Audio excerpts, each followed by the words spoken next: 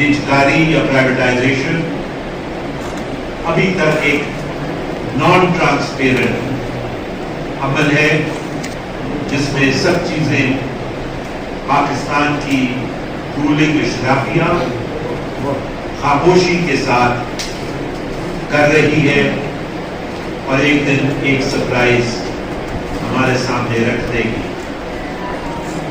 यहाँ पे मैं एक बात जरूर कहना चाहूँगा कि हम निजकारी के अमल के खिलाफ हैं। हम समझते हैं कि निजकारी के अमल ने कभी भी मुस्बत नताइज जो हैं वो नहीं दिए। मैं दुनिया की मिसालें नहीं दूंगा, ना मैं पाकिस्तान के अंदर वो मिसालें देना आपके सामने रखना चाहूँगा कि जहाँ पे इंडस्ट्रीज को प्राइवेटाइज किया गया, लेकिन अगर आज आप देखें तो वो प्राइवेटाइज इंडस्ट्रीज बंद पड़ी हैं। लेकिन मैं आपको एक जीती जागती मिसाल अपने शहर कराची की देना चाहूँगा। कराची के अंदर KESC को प्राइवेटाइज किया गया और K इलेक्ट्रिक को बनी। और जिस वक्त प्राइवेटाइज किया गया तो बड़े सब्ज बाग दिखाए गए कि जी इतनी इन्वेस्टमेंट आएगी, इतनी इन्वेस्टमेंट की वजह से सप्लाई सिस्टम जो है वो उसको बेहतर किया जाएगा और लोड शेडिंग खत्म हो जाएगी।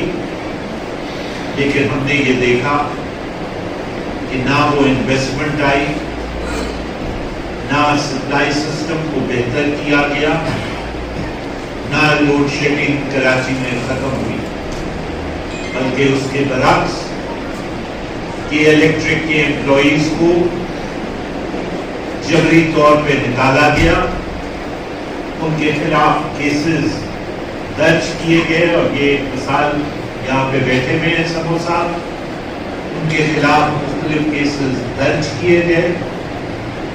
लिहाजा K इलेक्ट्रिक की एक जिंदा मिसाल है जो इस शहर के लोगों के सामने है, जिसमें प्राइवेटाइजेशन का अमल मुकम्मल तौर पे नाकाम रहा और क्रोनी कैपिटलिस्ट ने KESC की प्राइवेटाइजेशन से अपनी जेबें भरी और सार्फिन को और K इलेक्ट्रिक के मुलाजमीन को उसका खमियाजा भुगतना पड़ा।